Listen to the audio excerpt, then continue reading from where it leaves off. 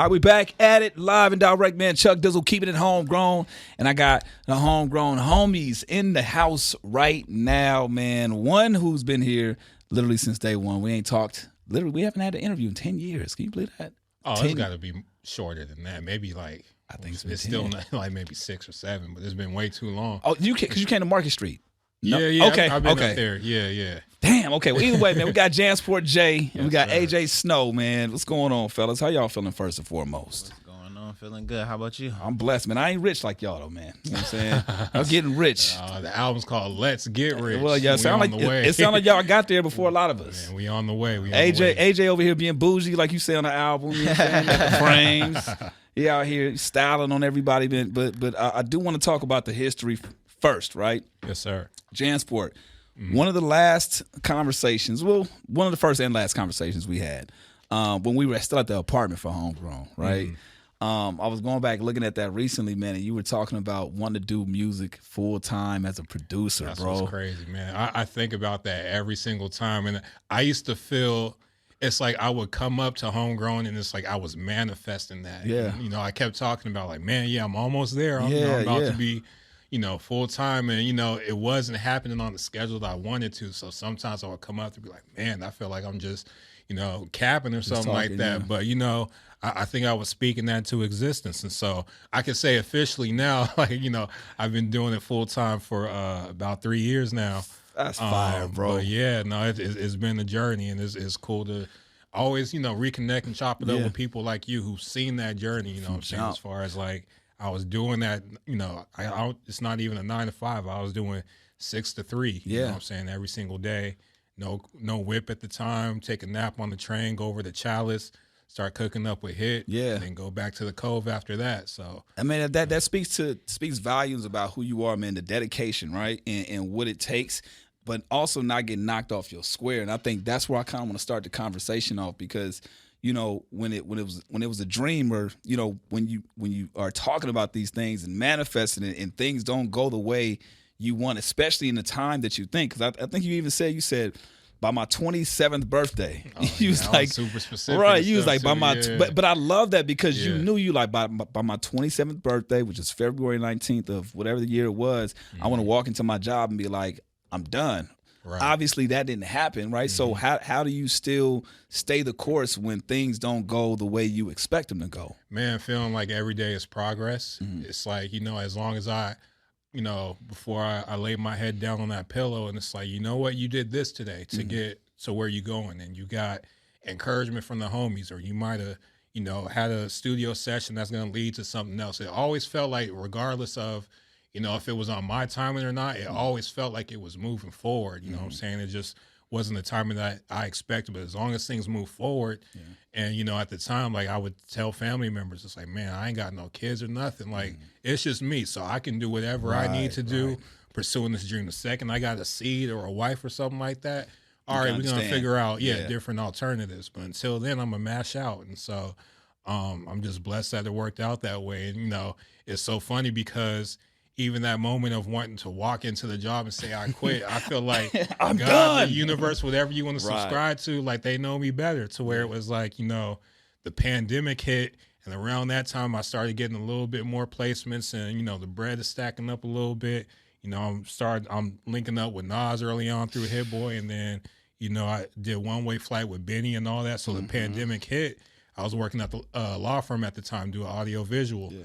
So they sent us home. We doing these little, just bullshit, just kind of just web meetings and stuff like that, not really doing anything. Yeah.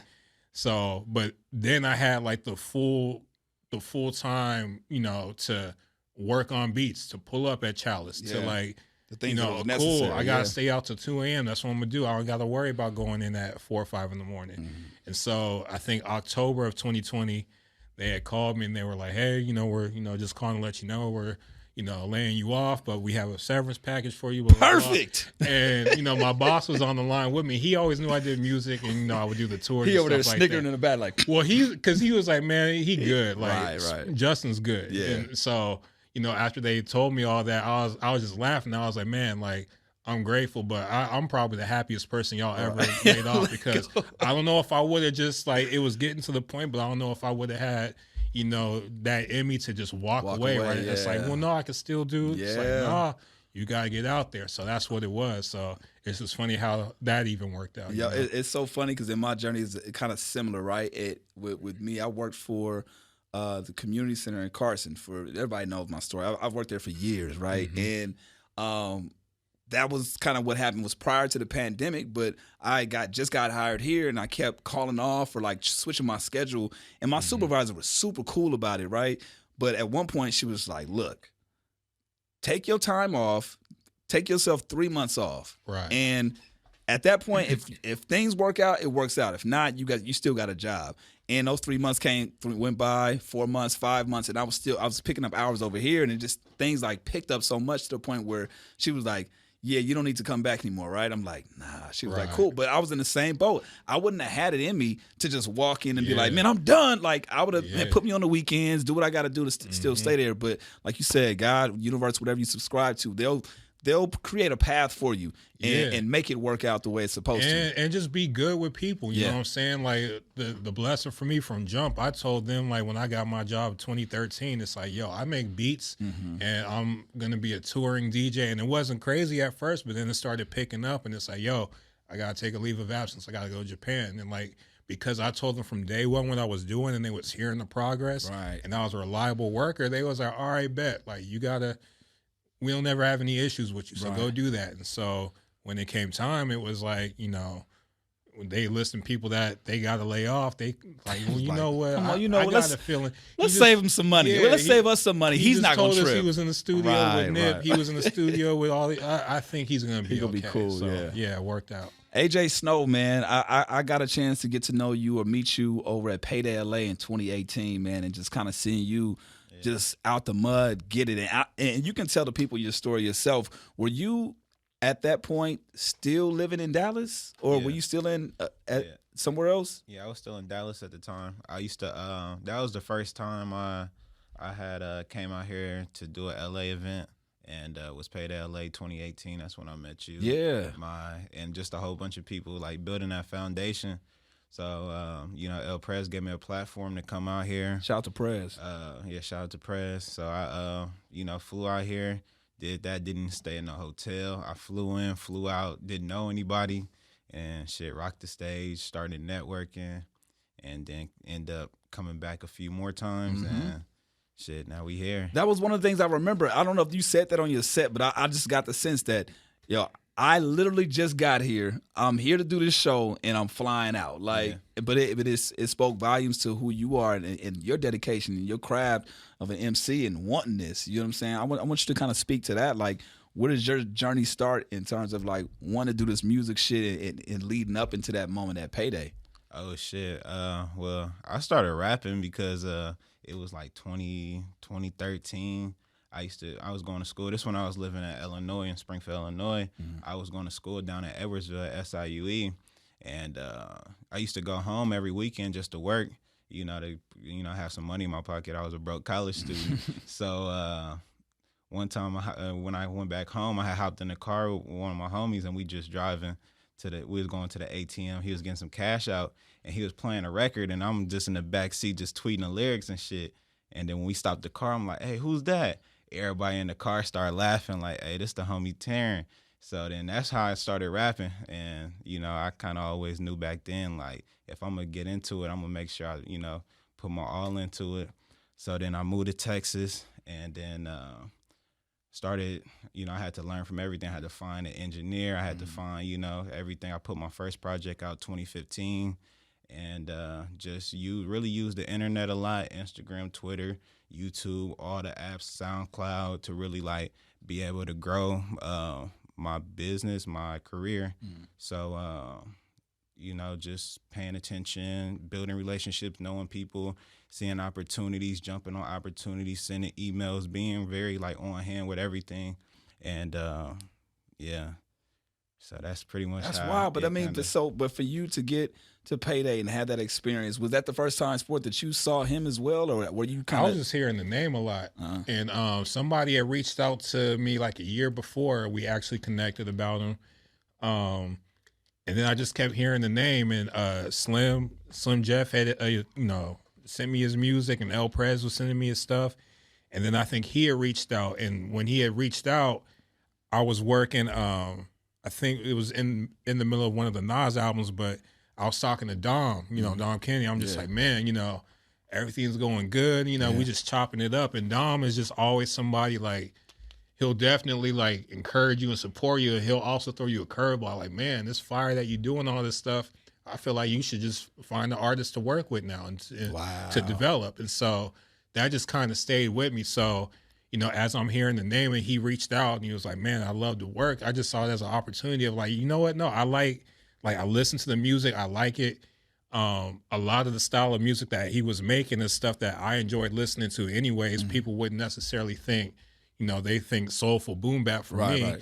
But it was also an opportunity for me to like kind of expand production wise and like try something new. So it was really just excitement of like doing that. And then, as he's, you hear him telling the story, I see a lot of myself in that. He talking about, I just moved out here. I'm just, let me find an engineer. He just going out dolo trying to figure it out. And that's the same thing I was doing 06, 07 from West Covina. Hopping on blog sites, writing down all these emails, sending email blasts to people to get maybe 1 or 2 posts, and you keep building off of that. So I just saw that and heard that same hustle. So it's like, all right, he got the talent, and he's at a ceiling of what he can do right now. So as the OG, let me step in and help out. And it's also going to help me in my, just reputation as far as like, okay, Jansport, he did the instrumental albums, he's got placements and stuff, but he can also like help develop an artist and like get them from point A to point B, and it's a new challenge. So really that's, what a lot that came with that. And what I love about it is that when you take on these challenges and are getting to these points, there's no complaining, right? It's just like, yo, I'm gonna make it happen by any means, right? It's I'm gonna make it work out no matter what happens, and I feel like that's when opportunities kind of come your way. And it kind of speaks to track number 1, right? Which is all attraction, no chasing, which is the company as well that you got. So I mean, to speak to that phrase, where were you, or what was happening when you first got that phrase, and then obviously we'll get into the project as well. Yeah, man, it was. I want to say I actually looked it up on Twitter because I have a thing of like. Oh, so you a meme stiller? Okay. People, no. I looked it up because every time somebody randomly on Twitter or Instagram, somebody says, always attract, never chase what, and there's always a friend DMing me that like, look, they stole. I'm like, bro, it was so long. I was like, when did I first say this to make sure I didn't get it from somebody? It was like 2013. So I was like, okay, I'm not tripping. But off of that, it really what the feeling was back then. It was like, there were so many different styles of like production, like so many different eras. Like I felt like when I was starting out, I was doing the soulful stuff, and they was like, all right, well now you got to do dubstep, and then now you got to do trap, and now you got to do like the 80s. It's like, well, man, I just want to do what I want to do. And so really it was just like me being stubborn, where it's like, man, okay, I'm not doing what everybody else is doing, but I feel like I'm good enough that, it's going to come around, and I got enough respect from people like, on all different levels of the industry, to where it's like, okay, if I just keep plugging away, if I just like remain solid and just attract these opportunities. And I never want people to mistake that as far as like meaning just sit and wait. Right. It doesn't mean that. Is not it. Yeah. It just means like be prepared for opportunity, but also don't go outside yourself. Don't be goofy out here just trying to do whatever, everybody else is doing for a quick moment. You know what I'm saying? Like, the longer road, longevity comes with that. So, yeah, it was just that feeling back then, like 2012, 2013, where I was really kind of coming into my own. I started doing more instrumental albums, and it was, like you said, complaining doesn't do too much for me. It's wasted effort and time and energy. So it's like, let me just figure out what I can actually do instead of like complaining about what other people aren't doing. Yeah. So. One thing we were talking about before, man, sport the Pharaoh. You know what I'm saying? And growing out that beard. And we were having this conversation at that point, and it was so funny how you were saying that you were talking about the process of growing the beard. Yeah. And then you were like, some, because I'm not. I think your manager at the time, he was talking about he wanted you to grow your hair or some shit like that. And you were like, nah, I'm past that. I'm not doing that no more. Yeah. But then after the fact, you start growing your hair out. Well, see, that's the weird thing about me that I've learned to embrace. Like when I get into like these really creative pockets, it's like I just be going wherever the energy tell me to go. Yeah. So like back then it was like it was that Pharaoh era and just like, man, grow the beard as you working on this album. And then one day I was like, man, this look rough. Like, no, I don't like this no more. You sure when your And lady then, telling you that? You know, I was kind of on, you know, I was reading a lot of different things and just, you know, I just kind of felt like it was an era for me to grow my hair out. And I linked up with some homeboy like at a Delicious Vinyl party. And, you know, I was kind of having these existential thoughts about blackness and who I am and all that kind of stuff. And, you know, I started growing my hair out and doing my little twists, and I was looking in the mirror for like an hour and a half at a time, and like it was like a powerful spiritual thing for me. And then I ran into the homie at this Delicious Vinyl party. He was like, man, your hair is the antenna to the heavens. So that's what's going on. Wow. So I was in that phase, you know what I'm saying, where it's like, okay, this is where I'm at right now, so I'm gonna grow the hair. And then a couple years ago, like my barber D Will, who's been my barber forever, I called him on the low. I was like, look, I'm done. Like, I'm gonna cut it tonight. My antennas didn't reach the heavens. Yeah. It served its purpose, and I don't want nobody talking me out of it because it got to a point. I think I had my locks for like 4 or 5 years, and there's some people that didn't know me without locks. And I was like, man, my whole life has been a Caesar. Yeah. But you know, I just had this little stint. So, but yeah, all that to say, I just kind of, you know, I'm weird like that. It's like I'll make the music, but whatever I feel like I got to do in my lifestyle, that, you know, it's not that, you know, that process is what makes the music great. It's just part of my creative process where it's like, all right, I got to sacrifice this, or I got to grow this hair out, or I got to, you know, whatever it is, I just follow that, you know, that urge. Now, AJ, I want to talk to you about sacrificing as well, man. How long have you actually been in LA? 2 years. 2 years. So talk about that process of going from where you were at to making that leap and being over here. And was it a conscious decision? Was it something you always been wanting to do, or did it kind of just fall in your lap? It's so it's funny. I always, as a kid, I always wanted to live in LA, so it's kind of like a dream that was fulfilled for me. But it was, you know, like everything was just falling in place. You know, definitely like as getting bigger as an artist, my girl living here, it was just like, you know, I felt like to move forward in my career, it was like something I needed to do. And yeah, that transition, it was tough. I thought shit was gonna go way different. I thought I was about to move to, you know, the momentum was going crazy. Yeah. You know, I thought I was gonna move out here. I thought shit was gonna be up. It's gonna be booming, huh? I thought it was gonna be booming. It didn't go that way. You got met with that bullshit, huh? It didn't go that way, but you know, it's definitely, you know, it's been a lot of growth, a lot of learning, and then, you know, I've been able to link with sport. It's kind of funny too to you know, to link with sport. I remember, you know how y'all said like y'all had to like get that push out of work. Yeah. Man, I walked out of work. You walked out of work? Yeah, I walked out of work, and He's like, I was just fed up with this shit, man. I was doing that shit for years, and I was just like, man, y'all can have this shit. What were you doing? I was just doing fucking. I was working at Sam's Club. Oh, okay. Yeah, I was working there, and I'm just like, man, I know the ins and outs of this shit. Y'all can have this shit. And I hopped in the car. I was nervous as hell. I walked out. First song I played was Dom Kennedy Life, and it was Sport produced it. It was one of my favorite records. Crazy. So now to be here working with Sport, it's like, damn, this shit crazy. So you didn't have a relationship with him at that time, right? Nah, me and Sport locked in not this January, but last January. That's crazy. So with you leaving work, you know what I'm saying? So okay, let's just stay there for a second.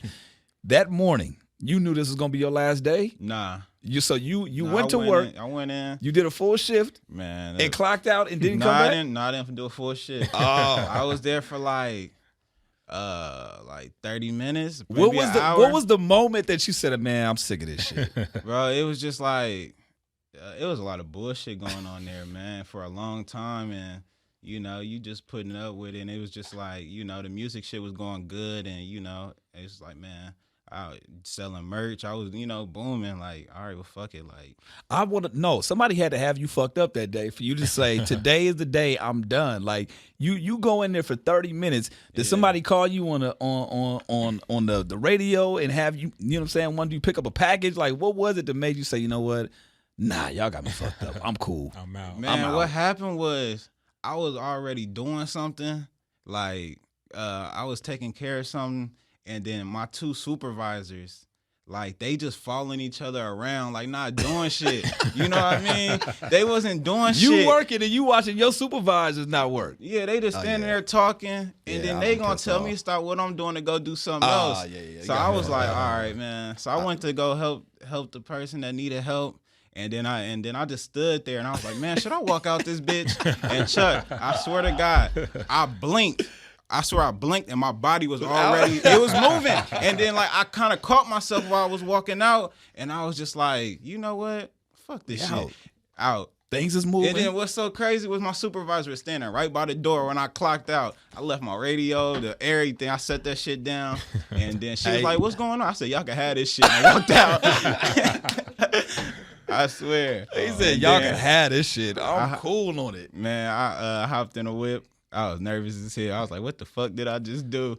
But I was like, fuck it, I'm going to stand on it. And then I played that record. I was like, that shit got me going. I love how that was the first track that you played. And then, Sport, obviously produced on that, man. So for you moving forward now that you guys have locked in and things are going well for you, it's the second project together, correct? Yeah. Second project together. You guys are catching momentum with this, man. Like, talk about the process of creating that work. What challenges, and anyone you can speak, like challenges that you guys face, and that experience with working together. Because is this your first time linking up with the producer to do a whole project, or have you had that? No, this is the first time. This is the first time where it's like been in person too, like actually in like a full blown studio. I mean, I got a lot of projects out, and a lot of that shit I did just off the computer at the crib, and sending it to get mixed, mastered. So this is the first time where we pulling up to the studio, we laying down records, we like actually, doing the full everything to it. So yeah, creating this album, Let's Get Rich, man, it's been a blessing. It's been a lot of living in between, from No Awards for the Real to Let's Get Rich.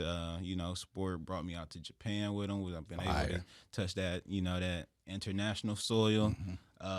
Shit, what else? We done did a lot of living, spent a lot of time, building a lot of these records, and this is like, you became bougie in the process. I want to talk about that. You got bougie in the project. No, the bougie has been in me, but it's just like, it's getting to that level where it's just like, like Sport tell me, you in the league now, you in the big boy league, like, get bougie, be you. So what do you mean? What do you mean by that? Is that looking the part, acting the part? Like, man, I be saying that for myself too. A lot of times, like a lot of stuff I be telling him be for me too. But really, when I tell him to get bougie, it's like it's create the separation, because the game is so oversaturated now. You could walk out this building right now, somebody gonna tell you they a rapper. Absolutely. Which it ain't no knock on that, but it's like, cool, all right, everybody rap, but who are you? You know what I'm saying? Like what separates you? You got certain relationships now, you know what I'm saying? Hit, Dom, all these people, they rock with you. So now it's like, if you, like he was saying, if you in the league now, if you wanna, accomplish certain things, it's like you got to carry yourself a certain way. And that ain't saying to not be yourself, but it's like, all right, you can't do the feature for every single person that DM you anymore. You can't answer like, and he's learning in real time, because like I still deal with it where it's like people can see all the accolades in the world and people just like, man, send me a pack. Send me a pack, bro. It's like, you don't even understand what's going on right now. How do you say no to that? Like, is it a simple nah? Is it a not responding? I'm learning. I'm telling you this in real time. I'm learning, and it's like therapy too. You gotta be okay with it. Where it's like, if I don't know you and we have no connection, and you in that requested section of the DMs asking for something, I don't have to respond to that. Absolutely. I don't know you. And so like I'm creating a rule in my head where it's like, man, I gotta meet people in real life. Like online, like, I'm gonna have this separation. I don't need to answer every single thing, because people don't realize it's a constant feeling of people trying to take from you, and you're not the only one. Like, you the third or fourth person today that's hit me on this. You just thinking in your head, man, if I can get a Jansport JB, it'll change everything. But it's like you're the third or fourth person asking for something for free. And so really it's about, being okay with just having that separation, because I couldn't hit DMX in 98 when I was growing up. Be like, man, I love your music. Can you do a verse for me, X? Like, no, like what? So like it's like you got to create that healthy separation again. And in person, I'm gonna be cool as shit. Like I meet a lot of fans, they be surprised. Like, oh man, you really just sitting here chopping it up with me. It's like yeah, because this is real life. Yeah. And like the internet and social media has a lot of like, it's got a lot of shit fucked up. There's a lot of facades. People feel like they could talk any kind of way. People can throw opinions out there on other people and think there's no consequences to anything. So like I'm just trying to operate in that real life mode again, where it's like, man, like I got respect for everybody. But if, like I said, if you in that requested section of the DMs asking me for something, or somebody, oh, I know them, so they said I can get this from you. It ain't even a no. It's like, bro, I'm not even responding to that. Yeah, and I got the same thing before, like even reaching out on business with people I have actual connections with. I didn't get responses from them. I'm not taking it personal. So, all right, cool.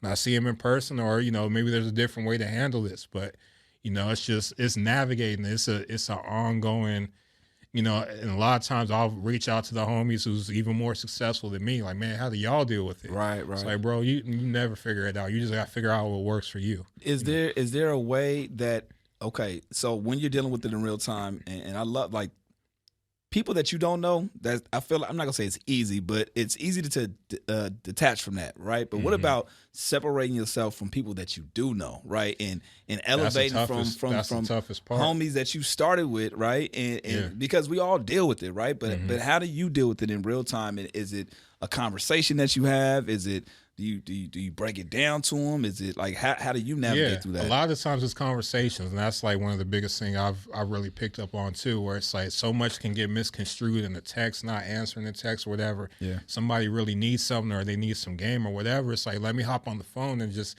explain the situation. Like, man, that's why I can't do the pack right now. That's why I can't just send you beats anymore. I got a deal. I got things. I got obligations. And if I just give you the beat, it's not like just showing love. I'm paying you. That's a beat that could have got me 7,000 to 10,000 over here. Right. But now you want it for your project because we rock with each other. It don't really work it's that like way. you got to respect our friendship enough to, like, you taking money out of my pocket, bro. Right. Like, and if you're okay with that, then that speaks volumes to about our friendship. Right. It's But like, also on the other side of that coin, it goes back to what you were saying earlier, as far as like, why complain about things if you could find other solutions? So now for me, I'm getting the air outside of producing for AJ and like these, you know, these full projects. I'm starting to do my compilations again and like putting stuff out like that. So it's like, okay, I could be mad that the homie is hitting me up for another pack right now when it's busy, or I could say, you know what, bet I got you and send me a verse for this, and I need it now. So now I'm gonna just start putting out my projects because we got real love for each other. Now it's gonna be weird if I start hitting you over the head with the rates. Right. So it's like, all right, bet, like. So you found a way to kind of like make it work and for that's you. my biggest thing. It's like, man, you can complain about how people are, or you can figure out if it's worth, like, all right, with this person, I can actually work this out, and that person, I can do this, you know. So that's what I'm about now. It's like, you know, just figuring it out. What do you feel like one of the biggest challenges that you're dealing with right now that you are either overcoming, or it's just something that you're dealing with that you're literally navigating through this space right now, or something that you've maybe recently overcame that, man, 6 months ago, this wasn't an issue that I, you know, didn't think I was going to be able to get over, but I've been able to, you know, make it work out. Yeah, I mean, some of that stuff we were just speaking on, but also just the reputation, the whole underrated, like, man, Jansport's underrated. You know, I think people will look at my numbers, whether it be like on Spotify or Twitter and all that kind of stuff, and they might feel like I should have way more than that, or my impact is bigger than what it looks like.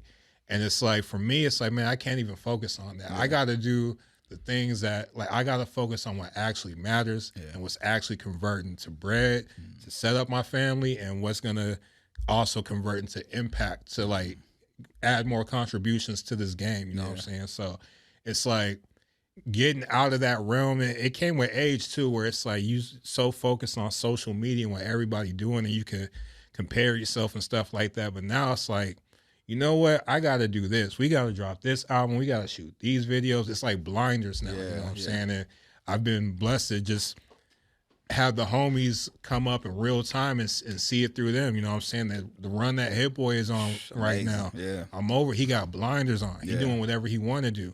Dom is doing whatever he want to do. Quentin Miller's doing whatever he want to do. Like, that's the energy amongst the homies right now. So it's just like, that's what I'm on right now. And, you know, obviously when you kind of straddling this line of like, okay, yeah, he's done all this stuff on the underground, but now, you know, he's got the Nas records, the Benny records, Game records. Like now they expect you to have all these placements where it's like, I got to keep that all attraction, no chasing mentality, feeling like, well, now I got to keep doing that because like that's what they're expecting. It's like, nah, bro, I'm gonna create my own universe and just operate off of that. Make the game come to me. Always be ready for opportunity. You know what I'm saying? That's how I got on KD3. Hit boy, hit me last minute. Yo, you got something for this? Nas rapping on it that night. And now I got a placement, so I'm gonna always be ready. Yeah. But at the same time, it's like I can't rely on the game. Like the game is what it is. They're gonna pay you whenever they want to pay you. Right. It's a lot of bullshit that come with it. But what Jansport J can control, no, let's do an album. Cool. Hey, your homies is hard too. Let's do some more records. Yo, I'm gonna put out a compilation. I'm not waiting on the game no more. Whenever I don't wait, it seems like more opportunities come in. So now I think I love that mentality because again, you're not sitting back, and that's one thing you said before. It's like when the misconception is that you're sitting there just like hoping that things happen. It's like just gonna manifest. Come on, I got all the quotes. You know what I'm saying? Exactly. I'm being patient. I'm doing all these things that sound good, and just waiting for all these things to happen. But it's like no, you're being active. But again, not necessarily worrying about those things, creating those opportunities and creating them for other people. AJ, for you watching all this, like you're seeing this in real time, you're seeing, the run that Hit Boy is having, and you know Jansport being in those buildings, and obviously you being along some of that as well, man. What for you is this confirmation? Like, yo, okay, this is the right thing for me. Is it intimidating for you? Like, what are the things that you're dealing with as somebody that's kind of seeing all these things in real time? Oh man, this shit's fucking like, it's great. It's like, you know, like 5 years ago, I would have been dying to be in this position, right? And it's just like we was in the studio with him a few weeks ago, and this was before Magic 2 dropped. So like, it's like, damn, I heard Magic 2 before the rest of the world. Yeah. You know, I heard him play, you know, other records, you know, that the world hasn't heard yet. You know, one of the greatest producers of our time. And also, you know, even Sport, you know, he, like when me and Sport first jumped on, he played me just hella records of shit that, you know, the world hasn't heard, and it's just like, damn, this shit's fucking crazy to be in this position. You know, it's a blessing. Like, can't anybody be in the shoes that I'm in, and I'm so thankful for where I'm at. And it's definitely motivating. I know, like I said on the album on Floating, I said one of my favorite songs, by the way. Man, appreciate it. I said I guess I made the right choice. Sipping what I say? Next to chopping game with Don K. Chopping game with Don K next to his Rolls Royce, and that's where it's just like, you know, we pulled up on Dom, and just, you know, I'm pulling up to the studio, see his Rolls Royce. We going to the studio, and I'm like, damn, he did all this shit independent. This shit motivation.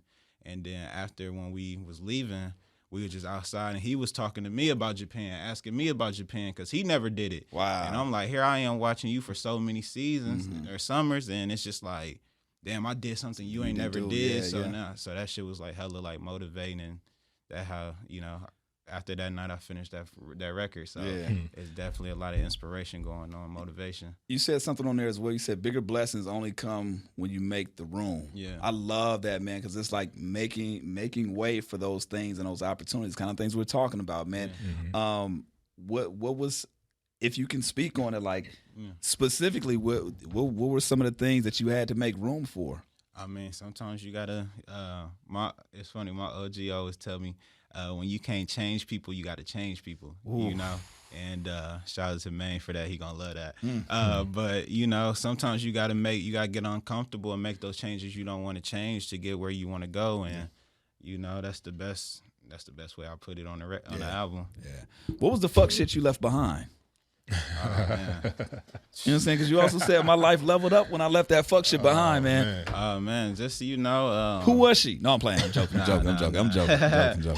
Nah, it's just, you know, I'm pretty sure we all experience, you know, especially when you striving for greatness, and you want more out of life. You run into a lot of detours. You run into a lot of, you know, obstacles of, you know, not being, a lot of people not wanting to grow with you. And, you know, it was some fuck shit that, you know, that happened around it, or, you know, weird shit. But, you know, I just, you know, head down working, and, you know, kept it G, and this is where we at right now. I'm like, you know, with Chuck Dizzle live. You put in the work, man. And I just, like, I love to see people that take their craft serious. And I also love seeing in real time, like, you experiencing these things for the first time. It's because like you deserve it, but it's also like, damn, with the homie, like 5 more years from now, when he sees it a few more times, I can't wait to see the seasoned AJ Snow. You know what I'm saying? Like even seeing you at Payday, you know, for the first time, 2018 and 2019, that was a different AJ that I'm seeing now. So it's like, damn, it's dope seeing it in real time. And same thing for sport. It's like seeing him from, you know, back in 2008, 2009 when I went to one of their first release parties. And, yeah, you know what I'm saying? Then you pulling up at the apartment and on Market Street, and then me seeing your name on the credits for you know, different placements from Snoop, Dogg Pound, like Benny the Butcher. I mean, we Nas, all this, and it's like, damn, the homie really deserves this, and it's beautiful to see deserving people win.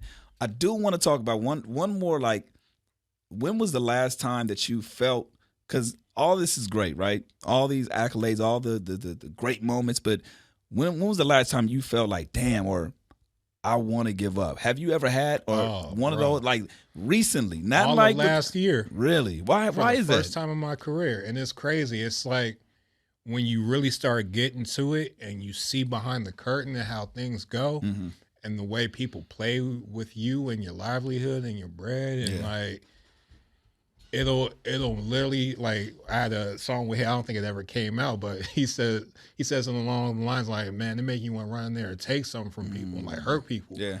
And just the way it was like playing out, you know, just trying to navigate how the industry works, like it was really deflating. And a lot of times it was just, you know, I got my girl and I'm trying to level up more of my family life and all that. And I'm kind of like, man, do I need all this? Like, it might be a different way to do it. You know what I'm saying? Because I also got to the point of like, man, what's the bottom line? I know it looked cool, my name in the credits and this, that, and the third, but if y'all gonna take 2 years to pay me on this, and I got all these, like, like I don't care what it look like no more. Nah. Yeah. So I had a real struggle with that last year, but even along the lines of like, okay, grow the beard out, grow the hair out. Like last June, July, I just felt like there's a shift that had to happen in my life. You know what I'm saying? I had to make a lot of tough decisions. I think I've always been blessed to know, like, to have some kind of self-awareness as far as like things are good, but to get where I need you to go now, I'm giving you the vision of where you got to go, but the way you doing everything, it was cool for this point. And now you got to go here.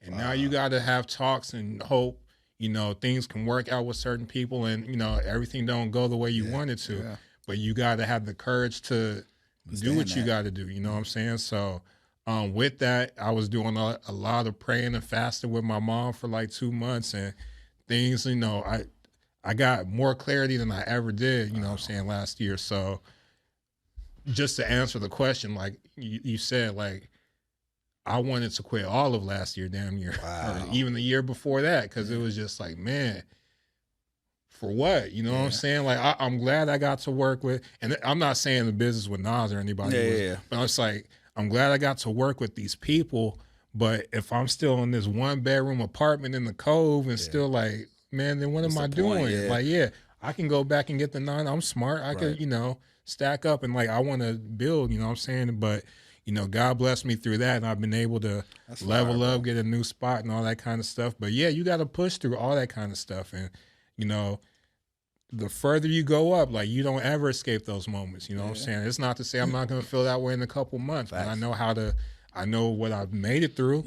And I also know it's like, no, it's just how you feel right now. It's cool. You know? I'm glad you said that, because, like, again, people look at the success and they look at the end result. Yeah, they look at the end they look at the results and a lot of those things that happen, and they feel like, oh, well, it's easy for them to say all attraction, no chasing, because he's getting it, he's got it. You know, it's easy. Let's get rich. You know, it's easy for them to speak on that, but for you to actually say, like, no, motherfucker, like, in the height of my shit, I was dealing with some real life things. And I think that serves as motivation for those that, it's so weird, like, being in this position now. I remember listening to like Theo and Julio G and like listening to tapes and stuff like that. And I knew I was going to be in this position, right? But you never, it's a weird concept to think about. Like, you never imagine, but you do. And me and we used to always have these conversations like, damn, we're really in the building. This is crazy. Like, you kind of just have to pinch yourself in a lot of regards, but somebody's looking at you right now the same way you looked at Pharrell. right? Right. The same way you looked at Timberland, the same way that you were like, man, looking up the credits, seeing what they're doing. And that's who you got to thug it out for, and too. You got to thug it out for that. So that's my point. It's like I wanted you to speak on that because that person is listening right now or watching this right now, and that's going to serve as motivation for them. And I feel like that's the bigger responsibility in all of this. It's like, yeah, the music is cool. It's great, but it's like, how are you what are you serving? How are you serving people, right? Yeah, and that's what it's about at this point. I mean, I look at it two different ways. It's like, man, I need to be taken care of financially so I could continue to not just maintain being full time, but the harder I work, the more I should see from it. So, you know, I focus on that, but I look at this era of what I'm doing as like contributions. Yeah, because I think, you know, I've been blessed to do a lot, but working with Nas, that was the time I remember I was at home and I was like, man, they can never take this from me. Yeah. I got records with him. Right. Like, and multiple, you know what I'm saying? So, but I look at that as like, okay, this ain't, you know, a niche rapper. This is like legendary stuff that everybody's going to hear. Yeah. So now that's a contribution that you made to the culture. So now you got to keep doing that. Yeah. So now, whereas I might have, you know, there was an era where I felt like I had to work with certain artists to get my profile up and stuff like that. Now I'm looking at it like, man, I got the power as far as like, I got enough power to like, let me put people on, you know what I'm saying? I believe in this artist. Let me not put him on because he already did the work, but let me, you know, share the platform I have and be like, yo, this is who y'all should focus on right now because this is who I'm focused on. Yeah. And even more so, like you were saying, you know, when you coming up, listening to Theo and everybody like that, Baker Boys and stuff like, same thing on the producing end, you know, Pharrell and Swizz and Dilla and everybody. And you don't have a moment where you're like, I'm here. You just kind of look up and you're like, oh man, I think I'm here. Yeah. And then you just feel a responsibility. I think about myself 10 years ago and how I was hustling. I just needed even more direction than I had. So now it's like I look at somebody like Snow who's in that same position. I'm somebody that I have enough games where it's like, well, man, let me tell you this. I don't know it all, but I've been here before. Yeah. And this is how you move because that's what Planet Asia, that's what Strong Arm Steady, that's what Chase Infinite, all those dudes did for us when we was coming up. Glasses Malone, Day One, all these people. So now it's cool because, you know, you get older, you feel like an OG. Yeah. It's like, man, that's my responsibility now, especially if I see somebody really hustling and working. I don't got to give you beats, but I'm going to pull you to the side, be like, man, I see what you're doing. And I know in your own personal life, it might be something else. It looked like this, but it might be something else. But man, let me just tell you to keep going because that's all I'm doing. You know what I'm saying? You're going to push through it. So. All right. So we got 10 tracks on this EP. All right. Is there a plan to continue this, like more projects with the two of you, or how is this going to continue to flourish? Yeah, I mean, from my perspective, AJ is like an artist that I can, even as a producer, it allows me to showcase my my ability as a producer. You know what I'm saying? Whether it comes to sonics or like producing vocals and just giving the artist a world to live in and to really build up a whole other brand, you know what I'm saying? That's something that I always wanted to do, whether it's like the Jansport J instrumentals or remixes or producing full albums. It's just another extension of that. And, you know, we rock as people. That's the most important thing, you know what I'm saying? You meet somebody, you vibe with them, and you have strong similar ethics and stuff like that. It's like, man, let's keep it going because that's the exciting part for me. It's like building from, not from scratch, but you kind of building up again and the excitement of seeing people like, yo, AJ Snow's hard. Yeah, I've been hearing, that new project, you know what I'm saying? Like, that's a drug for me at this point. So it's like, you know, not to be too long with it, but from my perspective, it's like, I just want to continue to work with people I rock with, you know, not overthink it. I'm going to keep working with him. I'm going to keep working with Quentin. You know, anybody I come across that I vibe with, it's like, man, let's just do it. Yeah. It's no overthinking it, so. AJ, man, what's I always like to just put this in the atmosphere just to kind of see where your head is at and see where you would like to take this, man. The year can't end without AJ Snow doing what? It's one thing that's on your list. Tour. Yeah. Want to hit the road. Yeah. All right. I love it. That's the best part. It's touring. Well, I want to hear about these stories in Japan. Man, that's the illest part, bro. Is I've heard so many great great stories about Japan, bro. It's amazing. It's my favorite place in the world. It's everything you hear people say times 10. Word. Yeah. Yeah, it's they have a real. They're the most polite people on this planet I've came across. Really. And they have such a true, genuine appreciation for hip hop and black culture. Where some places you go, it feels like appropriation. And even if you look at it from here and you see some of the Japanese women with like dookie braids and stuff like that, it could look crazy until you get out there. And it's you like, just no, it's understand. real love. Yeah. Like, they Since love the our shit. early 90s, like late 80s, they've been on black culture in a way that's like appreciative. Yeah. And we did one show. We was headlining, and they had like, you know how they have rappers rap for 30 minutes, and they had a 30-minute breakdancer set. What? With like beautiful women, not nerdy. It's like beautiful women and like, you know, b-boys and stuff. The culture, they like really. It's okay. they really about that. So, but Japan was dope, and like I said, it was my second time out there when we brought him, and just to see how like they gravitated towards him, and like he's signing autographs after the show, and it's like it's dope to see like, man, people rock with him. Like, you wasn't wrong, you know what I'm saying? So, they show a lot of love out there. But so now you, Jansport, the year can't end whathout you doing what? What's on your list? The year can't end without me putting out my compilation album.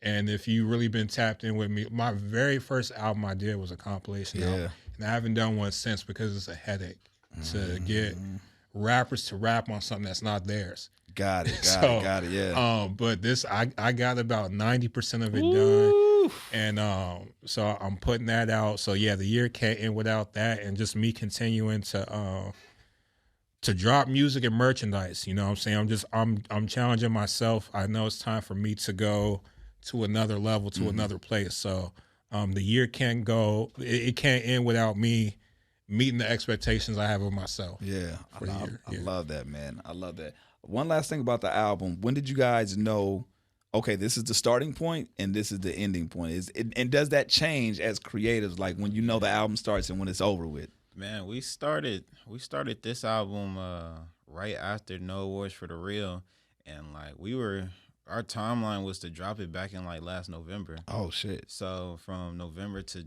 July to it was a lot of, but it was a lot of space, you know, it's a lot of real life stuff going on. Yeah. I know Sport, he got the pub deal, you know. Congrats. Yeah, congrats. You know what I'm saying? Let me hold something real quick. February is my birthday, his birthday, my girl birthday, anniversary. So it's hella shit going on February, you know. So it's like living life in between. So, but yeah, we definitely had like the records kind of set, but it was just like, you know, making it the best that it could be. So taking that time, trying to execute, and it took, you know, we wanted to be out in November, but we pushed it all the way back to July, almost a year later. Yeah. So, yeah. But I'd say on some nerd shit, we always had like the middle of the album pretty much like sewn up. Like we had Floating, we had Brag for Me. Yeah. We had The Way It Goes early on. Like we knew them records, Date Night, The Symphony. I'm a stickler on intros and outros. Ooh.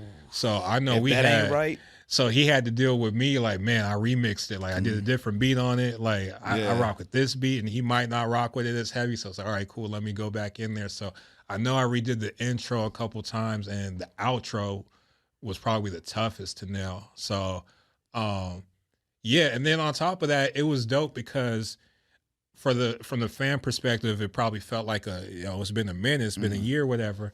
But we really just kicked it tough during that time period too. It wasn't like we was a big gap like that. Yeah, separated. We was just always kicking it and like coming up with ideas for records. Like The Way It Goes, we was at the Homegirls bar, and Fleetwood Mac came on. The Rumors joint players only. Yeah. And I was like, oh, that'd be a hard like to flip, because if you listen to what she's saying, I'm like, man, that's some hip hop shit. Yeah. So like, you know, that happened. That would influence the album. And then like you said, Floating, we was trying to figure out the second verse, and then we pulled up on Dom to hear his album, and him chopping it up with Dom. That he had the inspiration the next day to finish that. Wow. So it's like life had to happen to, you know, finish a lot of these records that we knew was special. That's interesting that how spacing like that can really change the trajectory of an album or a song or anything like that. Because just imagine if you would have finished in November, you wouldn't have had the same album that you have right now. Right. Yeah. You know what I mean? And that's where I'm learning too with timing, because like I was, sitting back to listen to albums I did, years ago, I used to always feel like I had to drop music every 3-4 months just to stay. You would rush it. So now it's to like, this is the longest break that I've done without music, and to get the response that I got. Man, before that, when I didn't, before I had a following or anything, I used to take time to make music, longer time to curate an album. And so now it's I'm going back to that, and it's just like, I might start a verse today. I might only do 8 bars, and that shit might sit for 3 months. But then I might come back and then finish the record the next day. And that's where it's just like, man, we're taking more time, focus on records than trying to put out, 10 albums in a year. I'm not overworking myself like that. I want to, I want this shit to be, and I know sport too, I want this shit to, everything that we put out is classics. Like, people could come back 5 years, 10 years from now, and that's the point of me investing my time and money and, all these, my thoughts and all this stuff on these records. Yeah, it's really building that catalog, man. And just to add to that, I would say like I try to focus less on the calendar now and just more on the feeling and the energy behind it. Because sometimes, like, yeah, you might got the album that take you a year to make, and then sometimes you got the joint that, like, man, 3 weeks, like, this is done. Right. Don't overthink it. You know what I'm saying? Like, if it's ready, what you got to do to put it together? All right, you shooting videos, you doing vinyl? All right, cool. Whenever that can come out, put that out. And, not to harp on them, but, like, that's a lot of what I learned from Hit Boy, where it's like, do the album in 1 or 2 weeks. If it feel good, like, that's it right there. And then sometimes it's like, no, we've been working on this for like a year and a half. Yeah. But whenever it's ready, don't hesitate. Put everything, get your squad together. We doing this, that, and the third. Everybody move with purpose and intention and confidence. And that's what's going to come across to the fans. So it's like, cool. We did No Awards for the Real in June of last year. We did Let's Get Rich July. The next one can drop November, or it could be next year. It's whenever we on point and we right, and we gonna dictate. All right, cool, we ready. There's no pressure, yeah, exactly. So just moving like that.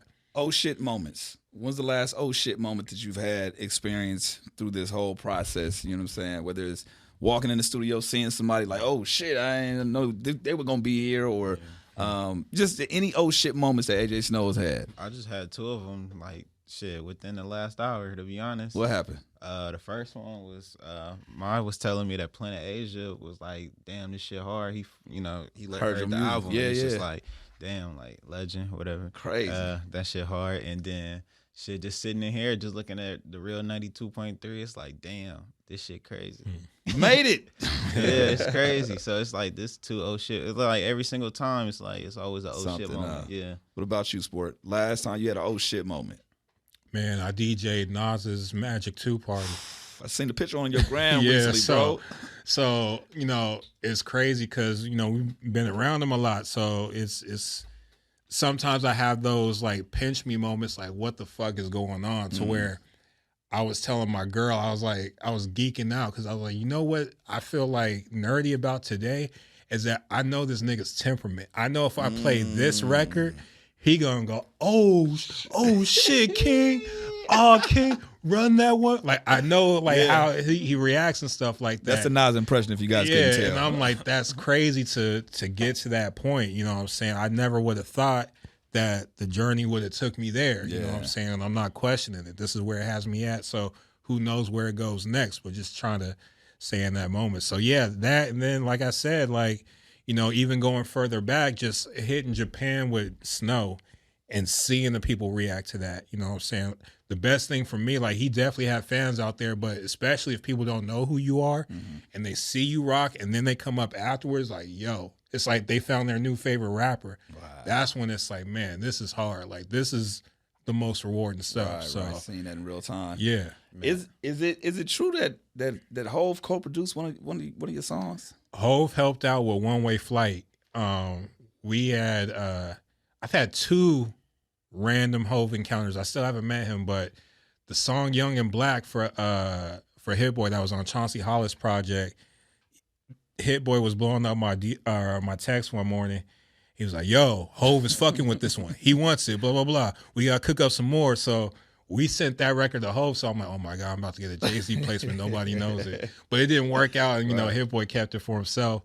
But on One Way Flight, I think we had did the beat. Benny had his verse. I think Freddie did that Fonso, well, you know, he did that little hook.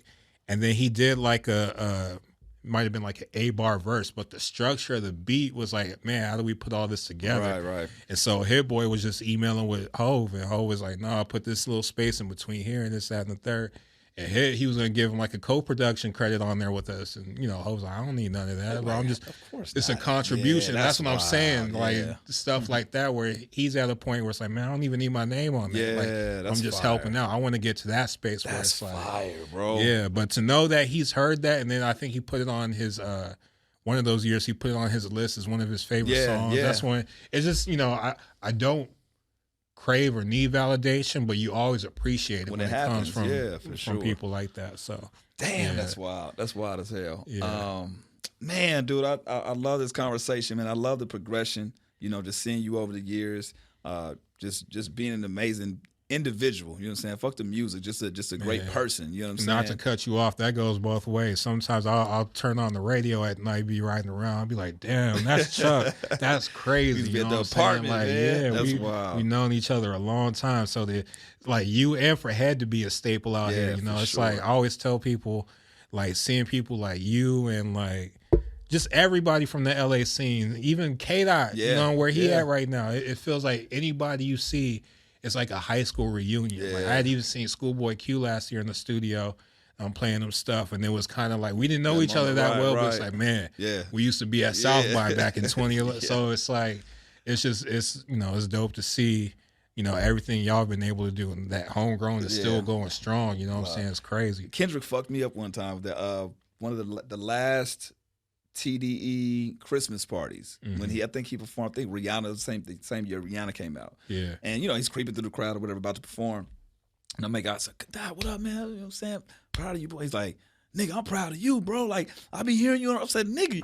So for me, it's like, damn, like because I hadn't talked to him in a while at that point.